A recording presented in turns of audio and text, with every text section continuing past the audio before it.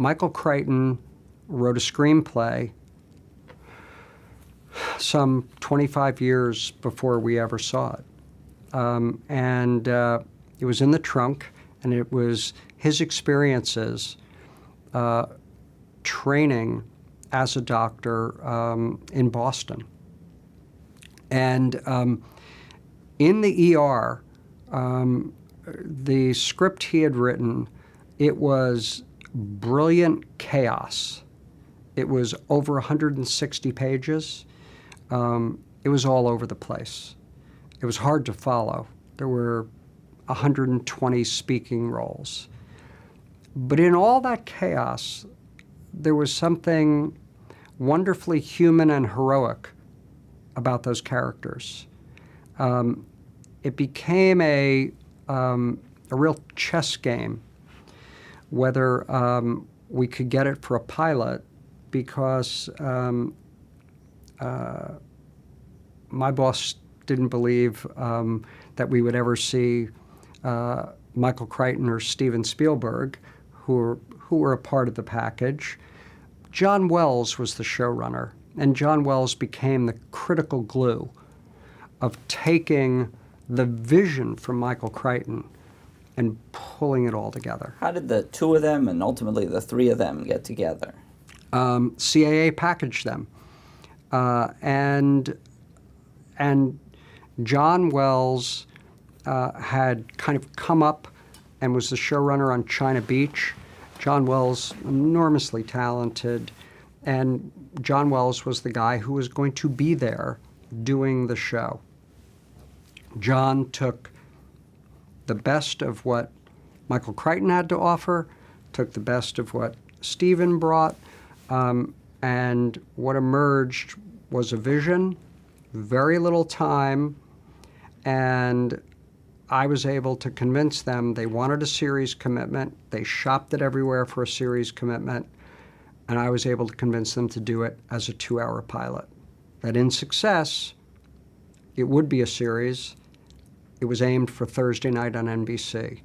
LA Law was hitting its twilight. I knew that. I didn't have a replacement, and I said, this is what you're aiming for. And David Kelly was doing a new medical show over at Chicago Hope, over at CBS. They didn't have the time periods at ABC. Fox didn't have any 10 o'clock shows. They can't program at 10. I said, this is where you're meant to be. I was like a dog with a bone fighting for that show at that level commitment to come to NBC. And finally they said yes. And John had to shrink the material, go out, and they had an impossible task. So much of the style of the show emerged by using all handheld cameras because they could never have gotten through the shoot without it. You couldn't shoot it traditionally. And it was a show that when we watched it, it scared us. There was blood. It felt real. We were in an ER in a way we had never seen in dramatic television before. And the camera was all over the place.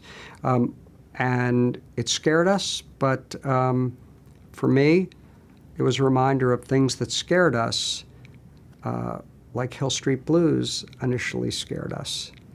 That it was breakthrough, and that, in fact, it could be our savior. The pilot, Juliana Margulies' character, was killed. Well, in the pilot script, I should say. In the pilot script, and you fully expect in the pilot that she's not going to make it, and it was the intention that she wouldn't. She was pretty wonderful, and the chemistry that she had with George Clooney was wonderful, and we made a very intelligent decision. We said, gee, maybe she should live, and everyone embraced that. So ER was a monster hit that network television hadn't seen in quite a while at that point. I mean, from a new show. We we were expected to be a dead heat match at about a 21 share to match up dead even with Chicago Hope, also Thursday at 10 o'clock. I had asked John Wells to change the Boston location because I didn't want it to feel like it was another version of St. Elsewhere. And so we were both Chicago hospital shows, but they couldn't handle what happened. We premiered it as a Monday night movie, went in with original episodes on Thursday. We premiered at high 20s.